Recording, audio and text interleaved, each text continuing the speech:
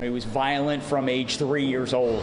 The teachers were scared of him. He was a menace in all the classes that he was in. He prevented all the other children from getting a good education.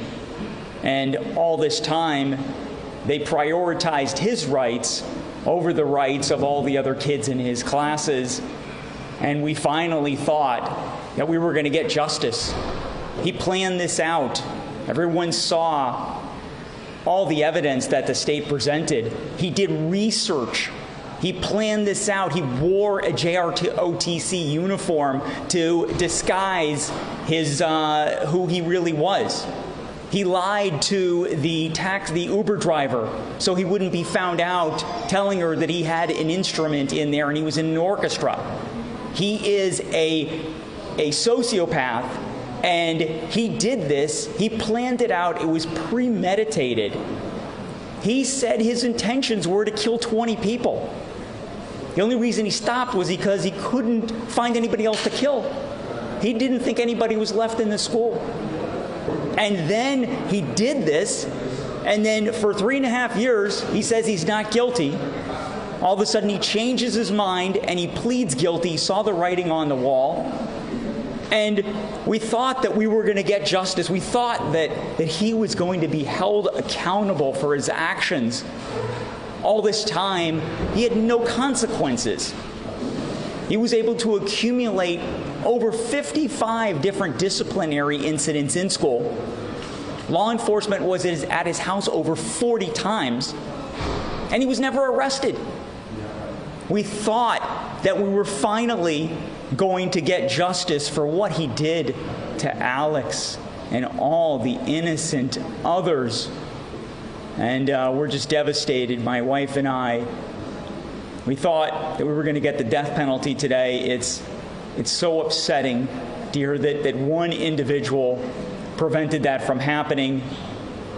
We sat through this trial for months, listening to all of this testimony from the defense, learning that people would call him, where he's received hundreds of phone calls, telling them that they love him.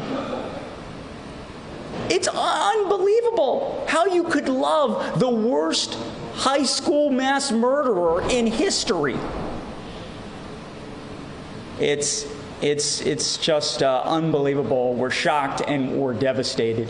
You just feel one quick question. I noticed that some of the jurors, and maybe you noticed it on the front row, there were 2 young men with the probation officer huddled in what looked like visible pain as this process was going on. The 4-person looking over at them with concern.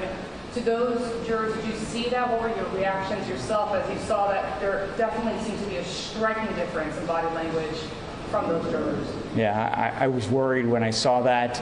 And I think what we're going to find out is that there was a lot of tension in that jury room, and we don't know what happened. We'll find out. But it was just you listen to all the evidence and understanding what he did to murder, going up and down all those 3 floors of stairs and hunting down all of his victims, shooting them from down the hall, and then going over and executing them at point blank range. How could you not give him the death penalty? And I think that one juror that voted for life is going to live to regret that for the rest of his life. One thing that also sticks with me, I did the building tour after the jurors of that 1200 building, and as we were listening to the judge reading the verdicts, I was thinking to myself, this person, obviously, even with that experiential evidence, even seeing the exact spot where your son died, they still walked out feeling like the defense's reasons for life outweighed that.